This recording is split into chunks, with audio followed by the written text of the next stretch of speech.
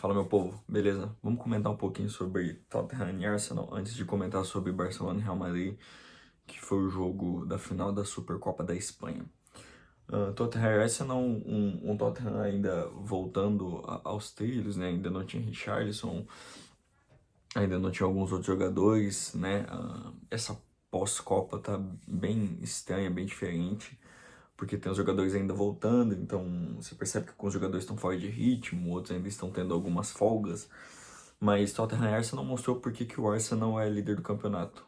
Dentro da casa do Tottenham, simplesmente mandou no jogo o tempo inteiro. Eu não vi um momento que o Tottenham teve alguma oportunidade de chegar perto do resultado. O primeiro gol, um gol não é um gol do Saka, né? Mas o Saka chuta a bola e o Lloris empurra para dentro. O Lloris que fez uma boa Copa do Mundo, então ele não é um mau goleiro, fez uma boa Copa do Mundo. Então a gente percebe que tem algumas coisas ali ainda que tá se estruturando. O Richarlison volta, entrou bem o Richarlison. E o segundo gol do Tottenham é um golaço do Odegaard, que é um grande jogador. Eu fico pensando certas vezes, por exemplo, o Odegaard, ele foi do Real Madrid por muito tempo, comentando sobre o Real Madrid. E o Real Madrid, ok, o dispensou, mas o Real Madrid viu em algum momento que esse jogador seria um jogador diferente. Então, será que às vezes você não se contrata demais e não dá tempo aos jogadores? Isso é uma coisa que eu fico pensando, porque o Odegaard tá jogando muito bem no Arsenal, mas às vezes não teve o tempo adequado para chegar no nível de Modric e Kroos, que é muito difícil. Então, eu não sei até onde vale a pena você contratar muitos jogadores, porque eu olho pro elenco do Real Madrid hoje e eu vejo Toni Kroos e Modric mais velhos, por mais que ainda joguem muita bola, principalmente o Modric. O Kroos baixou um pouco o nível ali da primeira prateleira dos meio-campos, ele tá ali na segunda, mas segunda prateleira do meio-campo do mundo é muita coisa, né? Mas eu vejo meio-campos que o Odegaard poderia fazer essa função muito bem. Ok, bom pro Arsenal, né? Mas é só uma reflexão que eu estive fazendo. Então o Arsenal vence 8 pontos na frente do Manchester City. O Manchester City que perdeu para o Manchester United. Eu não assisti o jogo, não tive como assistir o jogo. Vi alguns lances e tal, mas eu gosto de comentar de jogo que eu assisto, porque daí eu consigo entender como é que funciona o jogo, porque lance é muito relativo. Então, o Arsenal muito bem mostrando que pode sim ser campeão. São 8 pontos de distância. O próximo jogo contra o Manchester United é um jogo que eu quero muito ver, porque o Manchester United vem numa crescente, o Arsenal líder do campeonato, vai ser legal. Sobre Real Madrid e Barcelona, sobre Real Madrid e Barcelona, eu vou começar a falar do Real Madrid primeiro, para depois falar do Barcelona. O Real Madrid, ele é um time que ele precisa começar a prestar atenção muito na sua linha de defesa do lado direito. Do lado esquerdo nós temos o Rudiger e o Mendy, um bom zagueiro e um bom lateral, não é esse o ponto. Mas do lado direito fica ali uma inversão entre Éder Militão, Alaba, aí eu vou botar o Nacho e o Carvajal. O Carvajal já tá velho, isso é uma coisa a se destacar. Hoje no jogo, péssimo, o Carvajal jogou muito mal hoje. 2 gols do lado dele, mas assim, não é só os gols, é o não ganhar uma disputa, várias disputas que quase saíram gols, ele perdeu por um descuido ali, um descuido aqui. O Real Madrid, quando você ganha muita coisa, você acaba tendo um calendário gigante.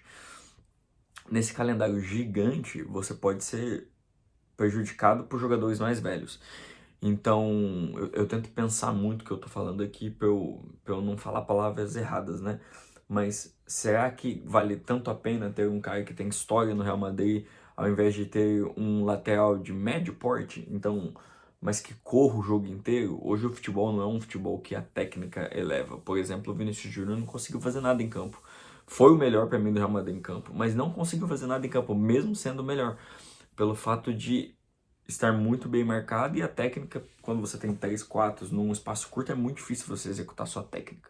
Então o Real Madrid precisa pensar muito no lateral direito, muito assim. Os defensores, o Éder Militão, ele oscila, tem jogo que ele joga bem, tem jogo que ele joga mal. É um bom zagueiro, mas ele oscila bastante. O Nath é fraco. O Alaba, não sei porque jogou, talvez esteja machucado, eu não lembro. Mas, enfim, precisa pensar ali no lateral direito de grande estatura. O meio campo jogou muito mal. tanto o Kroos quanto o Modric, quanto o Camavinga no começo. O Camavinga ele ainda foi o que mais batalhou ali no começo, mas depois eu senti que ele deu uma baixada legal. Então, daí Kroos e Modric são os três, na verdade. Kroos, Modric e também o Camavinga foram substituídos, porque o Ancelotti viu que o meio-campo era o problema ali, e eu vou falar o porquê que o meio-campo era o problema quando eu falar do Barcelona. O Vinícius jogou bem, tentou o que conseguiu, o Benzema fora de ritmo demais ainda tá faltando ritmo pro Benzema. O Valverde não apareceu em campo o tempo inteiro, péssima partida do Valverde também, não apresentou um futebol bom, não é nem o futebol que ele apresentou na temporada passada, não apresentou um futebol bom, para mim o pior em campo ao lado do Carvajal, não jogou bem. Rodrigo entra bem, mas não é o suficiente quando você já tá perdendo de 2-0 num time que toca muita bola, então o Barcelona ficou muito com a bola. Mas é uma Supercopa, não é uma coisa absurda de se perder, é bom ganhar, principalmente, por exemplo, é mais bom pro Barcelona ganhar do que pro Real Madrid perder, eu vou explicar o porquê também, mas você não pode perder do jeito que perdeu, esse é o ponto, o Real Madrid não pode perder do jeito que perdeu. Você pode perder um jogo do Barcelona, isso é uma coisa completamente normal, o que não pode é você entrar na roda do Barcelona, então você não pode deixar com que o Barcelona domine o jogo do começo ao fim, você tem que em algum momento se dominar, entende? O jogo de futebol é muito difícil um time dominar o jogo inteiro quando são dois times de grande qualidade. Então uma parte um domina, uma parte outro domina, isso vai de acordo com o resultado, estado emocional, torcida e tudo mais. Então, péssimo jogo do Real Madrid, o Real Madrid depois da Copa não se acertou. Vamos ver aí o princípio o começo o princípio não, né? A continuação da temporada, porque vai jogar contra um Liverpool que também não está bem, perdeu no fim de semana também, então vai ser interessante esse confronto aí. Sobre o Barcelona, eu falei no vídeo passado que o Barcelona ele começa bem os 30 minutos e parece que sem falta vontade de matar, só que esse jogo não faltou vontade de matar. O Barcelona também começou a melhorar os 30 minutos e eu quero falar uma coisa que o Xavi fez que o Ancelotti para mim não fez. Ok, não tô lá, mas aparentemente, né? O Xavi estudou muito o Real Madrid. Muito, muito, muito. Porque pro Barcelona é mais importante esse título da Copa do Rei, da Supercopa do Rei, no caso, né? Supercopa da Espanha, desculpa. Pelo fato de que o Barcelona precisa de dinheiro, basicamente. Título igual a dinheiro. Então, como o Barcelona precisa de dinheiro, é excelente pro Barcelona. Mas o Xavi faz alterações que completamente mudam o jogo. Primeiro, ele começa com 4 meio-campos. Então ele bota o Busquets atrás, o De Jong um pouco à frente, e aí Gavi e Pedri tendo mais liberdade para correr durante o campo, né? No tanto que o Gavi é o melhor do jogo pelo fato de que ele tem muita liberdade. Então será que não é bom pensar ter o Gavi ter sempre essa liberdade? Será que vale a pena jogar com os dois pontas? Para mim, o melhor do Barcelona foi não ter jogado com os dois pontas. Ele jogou basicamente com dois atacantes, porque o Gavi vai e volta, né? O Gavi ele é o terceiro ponta, mas ele é um meio-campo que vai e volta. Então o Gavi jogou muito bem por causa disso. O Dembélé, ele é o melhor dos pontas, na minha concepção. Eu acho que o Rafinha é abaixo do nível do Barcelona. É diferente de jogar num Leeds, é diferente de jogar no Barcelona, completamente diferente. Eu vi o Rafinha bem no Leeds e mal na seleção. E também ele não é titular do Barcelona. Então, será que ele tem que estar ali? Ok, pode ser um jogador de reposição. Só que aí tem um problema, tu pagou muito caro, entende? Você paga muito caro e você tem que botar o cara pra jogar. Mas me parece muito mais um jogador de reposição, né? Do que de titularidade hoje.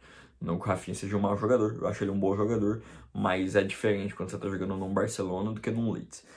Mas o Xavi, o que ele faz? Ele sai do 4-3-3 e ele vai num 4-4-2 ou 4-5-1, podemos dizer assim, pode ser até um 4-5-1, porque o Dembélé também voltava um pouco. E ele faz uma alteração que é botar o Araújo do lado do Vinícius Júnior, que anula o Vinícius Júnior, um grande jogo do Araújo, um grande jogo do Gavi, o Lewandowski, eu sou, assim, apaixonado de ver o Lewandowski jogar, porque é um jogador muito inteligente. Com ele é muito difícil tu ter uma bola perdida. Eu considero um jogador excelente quando você não tem bola perdida com ele. Eu olho, por exemplo, Messi, Neymar, o Lewandowski, são caras que, tipo, se eles não conseguirem dar o drible, eles vão dar um passe. Se eles não conseguirem dar um passe, eles vão chutar, ou pelo menos dividir uma bola que atrapalhe o zagueiro. Por exemplo, isso é uma coisa que eu não vejo no Mbappé. Por mais que eu acho o Mbappé um dos melhores jogadores do mundo, mas eu não vejo isso no Mbappé. Eu não vejo isso no Haaland. pensar em alguma situação de outro jogador que eu vejo. O Salah é um jogador assim. O Salah é um jogador que é muito difícil você perder uma jogada com ele. Mas enfim, o Barcelona joga muito bem, domina o jogo, toque de bola ali, aqui, ali, aqui, ali, aqui, maravilhoso. Não tem o que dizer. O Xavi estuda o Real Madrid, percebe que pelo lado direito o Real Madrid ia ser mais efetivo, então ele bota o Araujo lá. O que o Ancelotti não fez, parece que ele não assistiu o jogo do Betis, porque o Barcelona não foi atacado pela esquerda do atacante, né, no Betis. Foi atacado pelo lado do Luiz Henrique, que é o lado direito do ataque e o lado esquerdo da defesa. Então, por que não forçar o jogo pela esquerda, se a esquerda é o lado mais fraco? Começou com o Valverde não estava bem. Já percebe essa mudança e ele bota o Rodrigo no intervalo. Só que ainda assim, o jogo continua no lado esquerdo, no lado do Vinícius. O Vinícius estava melhor, obviamente, mas será que a defesa do Barcelona não estaria pior na esquerda? Não sei. Contra o Betis foi muito exigido do lado esquerdo. O Barcelona jogou do outro lado, do lado direito da defesa do Barcelona, e o Barcelona venceu. Venceu por 3-1, um gol no finalzinho ali, então a gente pode até considerar que foi 3-0, mas 3-1. O Benzema ali faz o gol no fim, o Ter Stegen foi pouco exigido, o Courtois salvou algumas, mas assim, é um bom título pro Barcelona, porque o Barcelona daqui pra frente ele pode começar a ter passos maiores. Isso é bom pra molecada, tirar um pouco da pressão da molecada que ganhou o título, ganhar do Real Madrid sempre vai ser bom pro Barcelona, e também a gente pode dar parabenizar o primeiro título do Xavi, né? E o primeiro título do Barcelona pós o Lionel Messi. Se você gostou, se inscreve nesse canal, sempre comentando sobre futebol. Valeu!